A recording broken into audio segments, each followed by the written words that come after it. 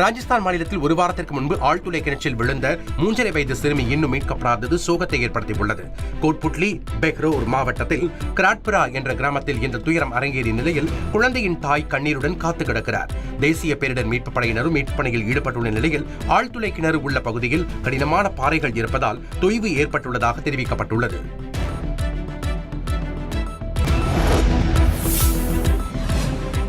மத்திய பிரதேசத்தில் ஆழ்துளை கிணற்றில் தவறி விழுந்த 10 வயது சிறுவன் 16 மணி நேர போராட்டத்திற்கு பின் மீட்கப்பட்ட நிலையில் உயிரிழந்ததாக மருத்துவர்கள் தெரிவித்துள்ளனர். குணா மாவட்டத்தைச் சேர்ந்த சிறுவன் சுமித் விளையாடிக் கொண்டிருந்த போது சுமார் 40 அடி ஆழமுள்ள ஆழ்துளை கிணற்றில் தவறி விழுந்தான். சிறுவனுக்கு குழாய் மூலம் தொடர்ந்து செயற்கை சுவாசம் வழங்கப்பட்டு வந்தது.